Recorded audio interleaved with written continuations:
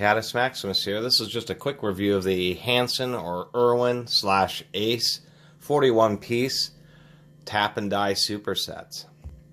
Irwin still does sell these. They are under the Irwin brand. They have a different part number. They've been changing them a bit. I don't know if they're quite the same quality, but they hopefully are, because on Amazon this metric set was $129. So for that, that's not Harbor Freight money. So I'm assuming that out of how bad most of Irwin's products are now, that the tap and die sets are indeed what they used to be. I've had these for about 15 years. These are the Hanson branded ones.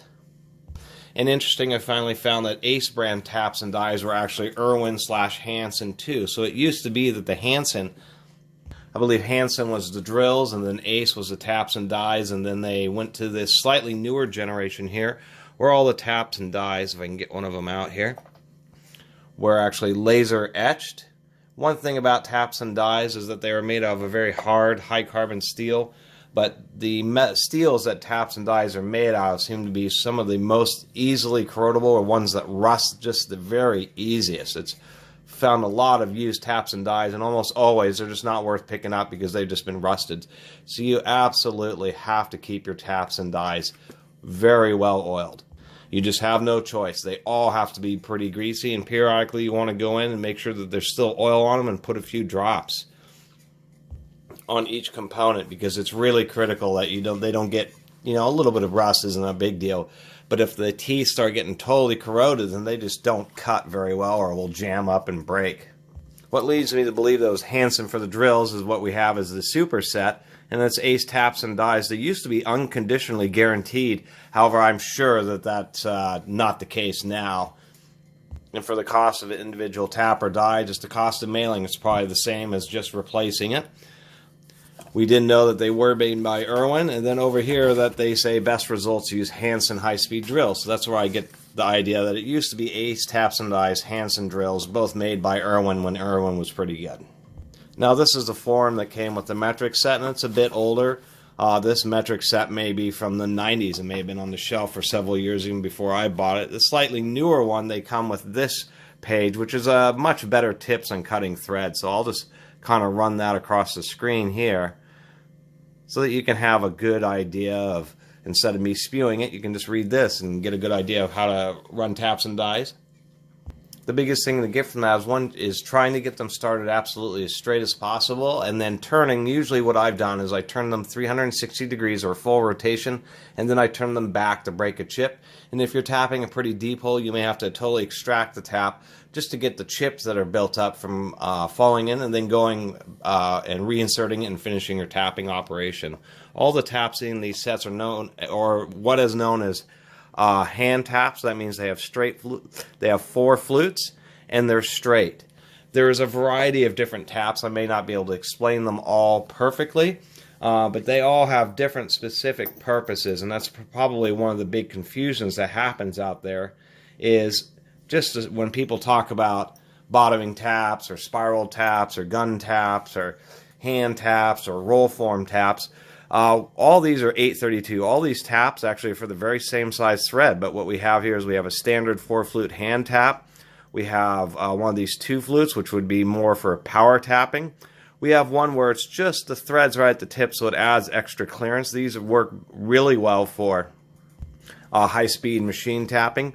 We have these types of taps, which are a spiral bottoming tap. We know it's a bottoming tap because it has threads really close to the very tip, so it can go all the way down, where one of these taps you can see where there'd be a significant difference. This has full threads to about here, so there'd be quite a bit of extra area at the bottom of the hole which doesn't have threads, so that's why you have bottoming taps. This is also a spiral tap, so all the chips actually come shooting back out of the hole. They can just be harder to get started straight.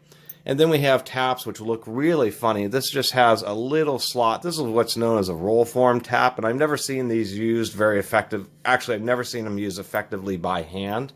They're real difficult to use because you have to use a very special sized tap drill. Some people just use a normal tap drill, but machinists have said that you actually need to adjust the size a little bit. And the deal with a roll form tap is that they are the best, because instead of actually so much cutting the threads, It's called roll form because it actually forges or upsets the metal to make the threads, making them very strong. Whenever you mechanically upset metal, it's known as a type of forging process. Anyway, these sets work great. They're pretty much in the Imperial. They're pretty comprehensive. They're pretty much all the sizes. In the Imperial, it's from 440 all the way up to half-inch 20, as well as half-inch 13, of course. And on the metric side, we've got all the way from 3mm at 0.5 pitch, all the way up through 10 millimeter. So definitely pretty comprehensive. Probably the cheesiest thing on these sets is the tap handles, which are just kind of these cheesy stamped metal ones. The little die stock here is actually, it's fine for the little dies, the little hex dies. So they're called tap handles when they hold the taps. They're called die stocks when they hold the dies. This is the larger die stock, and I've never really had very good luck with this particular die stock, but it seems to be okay.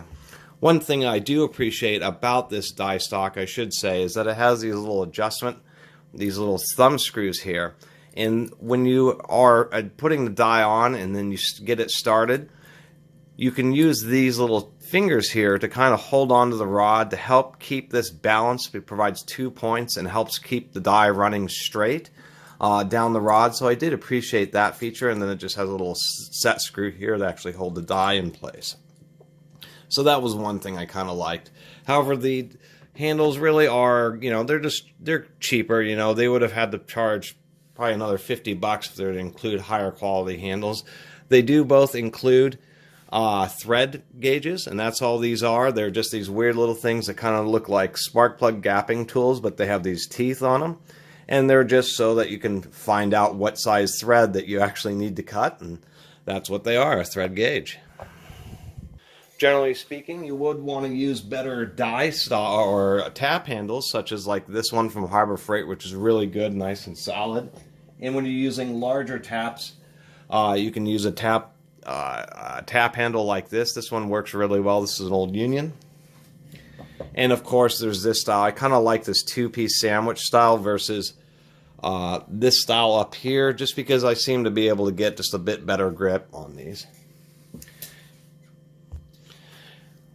One thing that I will also mention is that these, as far as even the Harbor Freight ones, the nice thing about Hanson taps and dies is that they are always really made just very well. At least these American ones, they always, the actual taps and the dies themselves always seem to be just pretty much near perfect.